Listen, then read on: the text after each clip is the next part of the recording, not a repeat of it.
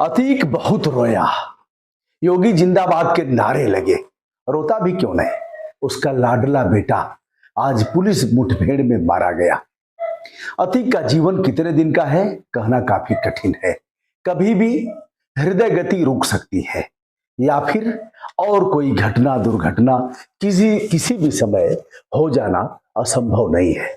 उम्र का तकाजा है, ऐसी विपत्ति है, शरीर भी भारी है और सोने को भी नहीं मिल रहा है, ठीक से भोजन भी नहीं मिल रहा है, ऊपर से सैकड़ों मुकदमों का बोझ। अतीक की तीसरी औलाद था असद। होश संभालने के साथ ही उसने गोली बारूद बम पिस्टल और राजनीतिक शानो शौकत के आभा मंडल का यह एहसास किया। पढ़ने में काफी तीव्रतम बुद्धि का बताया जाता था, किंतु पढ़ाई में मन नहीं लगा। अतीक नहीं चाहता था कि यह इस दुनिया में, गुंडों और मवालियों की दुनिया में उसका आना हो, वह पढ़ लिख करके अच्छा अधिकारी बने। आज उसे उत्तर प्रदेश के झांसी जनपद अंतर्गत परीक्षाबाद थाना क्षेत्र में बड़ा गांव के निकट उसके सहयोगी गुलाम सहित पुलिस ने एनकाउंटर में मार गिराया। दोनों को मोटरसाइकिल पर बैठे हुए दिखाया गया था, रुकने का इशारा किया, नहीं रुके, फायरिंग हुई, जो पुलिस दिखाती है बताती है। मारे गए दोनों शूटरों के पास अत्याधुनिक विदेशी हथियार भी बरामद किए गए हैं। पुलिस के सूत्रों से यह जानकारी दी गई है कि साबरमती जेल से प्रयागराज लाए जा रहे अतीक को पुलिस के कब्जे से यह दोनों मुक्त कराने की प्लान में थे।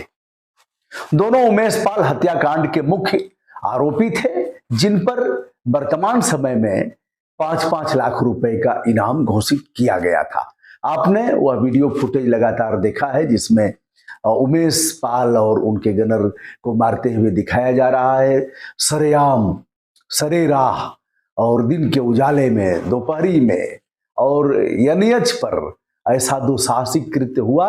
और उसके बाद योगी आदित्यनाथ ने कहा था कि इसका परिणाम देखने के लिए तैयार रहिए, ऐसा कुछ कहा था। मतलब उनका कुल मिलाकर के यह था कि सबने कहा था कि ऐसा हश्र होगा कि, बहरहाल हश्र हुआ भी, कई लोग ऊपर भेज दिए गए। अतीक अहमद को जैसे ही कोर्ट रूम में असद के मारे जाने की सूचना मिली, वह जमीन पर बैठ गया और खूब रोया। समय बड़ा बलवान होता है। आज उसे चुप कराने और आंसू पोंछने वाला भी कोई नहीं था। अरे पगले, समय बड़ा बलवान। तो समय जो दिखाया, अतीक ने कभी सोचा भी नहीं था कि ऐसा भी हो सकता है हमारे साथ। कोई नहीं सोचता है, किसी के दिमाग में यह बात नहीं आती है कि समय ऐसा भी आ सकता है।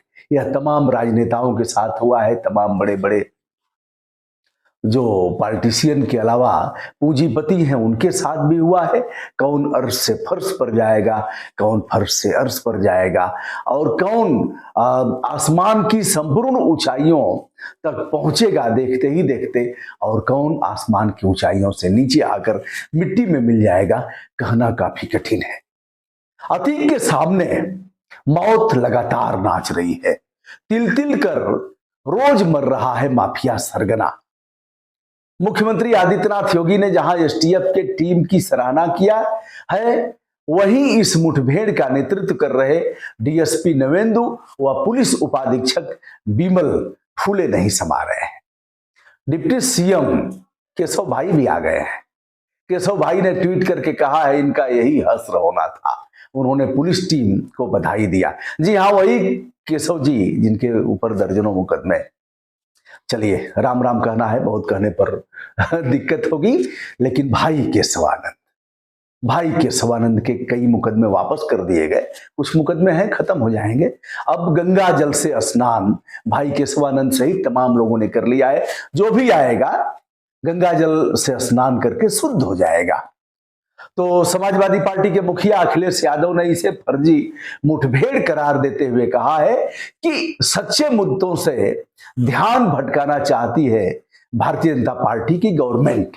इन्हें न्यायालय में विश्वास नहीं है। हालिया इन काउंटरों की जांच होनी चाहिए। सही गलत का अधिकार सत्ता का नहीं, न्यायालय का है। यह सरकार भाईचारे के खिलाफ है। ऐसा उन्होंने ट्वीट करके कहा है। ओवैसी साहब भी आए हैं, उन्होंने भी इसे फर्जी मुठभेड़ करार दिया है। आप सभी इस बात से अवगत हैं कि 24 फरवरी को प्रयागराज में दिन दहाड़े उमेश पाल व उनके गनर की हत्या कर दी गई थी। हत्या करने वाले शूटर टीम का नेतृत्व असद कर रहा था, जिसे आज मुठभेड़ में पुलिस ने मार गिराया है। वीडियो फुटेज में बार बार इसे देखा भी है आपने। और असद, जैसा कि मैंने बताया, पढ़ने में काफी अच्छा था, अधिवक्ता बनना चाहता था, अतीक बनाना चाहते थे, लेकिन हसरत तो यही होना था। मुठभेड़ का अभिप्राय अकस्मात पुलिस और अपराधी टीम या फिर बागी अथवा बीहड़ के डकैत जब आमने सामने हो जाते हैं तो फिर दोनों टीम के बीच फायरिंग होती है, बचाव भी होता है और आक्रमण भी होता है। दोनों तरफ से कभी कभी लोग हताहत होते हैं, घायल भी होते हैं। यह होता है मुठभेड़ यानी इनकाउंटर, अकस्मात। यह प्लान बना करके नहीं होता है। कोर्ट की सक्रियता तथा मानव अधिकार की दखलंदाजी के कारण ह्यूमन राइट कमीशन, चाहे प्रदेश का हो या फिर राष्ट्रीय स्तर का हो, इसके दखलंदाजी और कोर्ट ने जो समय समय पर इसका संज्ञान लिया, मुकदमा चला, इसके कारण बहुत से पुलिसकर्मी फर्जी इनकाउंटर में दोषी करार दिए गए। एक दो मामले नहीं है, ऐसे अनेकानेक मामले हैं।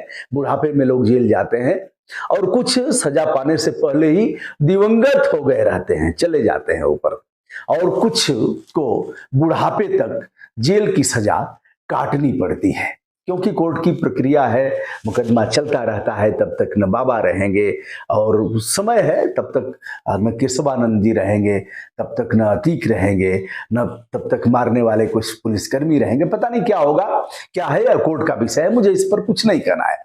शासन का मुखिया पीठ ठोकता है और वर्दीधारी 2 कदम आगे आकर ऐसे कृत्यों को अंजाम देता है। चूंकि अतीक अहमद के कुकृत्यों से आम जन का अमन चैन प्रभावित था, सामान्य से तांगे वाले लड़के का अपराध जगत में उतरना और फिर मतदाताओं के सहयोग, बाद में राजनीतिक दलों के प्रश्रय देने से वह नीचे से ऊपर के सदन तक गया तथा अपना साम्राज्य लगातार स्थापित कर बड़ा माफिया डॉन और सफेद पोश अपराधी बन गया। अरे पगले, समय बड़ा बलवान, समय किसी को माफ नहीं करेगा। सभी के कृत्यों का हिसाब किताब ऊपर वाला रखता है और उसे उसका जवाब देना पड़ेगा। यह मुठभेड़ किस प्रकार की है और इन लोगों ने किस प्रकार का अपराध किया, कैसे हुई है, इस पर मुझे कुछ नहीं कहना है, लेकिन अपराधी का हश्र तो एक न एक दिन इसी प्रकार का होना है। इसलिए जो लोग भी अपराध की तरफ उन्मुख हो रहे हैं, उनसे मैं विनम्रता पूर्वक अनुरोध करना चाहूंगा। बहुत बड़े बड़े डिसीजन भी हमने देखा है और बड़े न्यायाधीशों ने अपने उसमें लिखा भी है कि इस अपराधी की वजह से जाने अनजाने कितने युवाओं का जीवन बर्बाद हुआ है।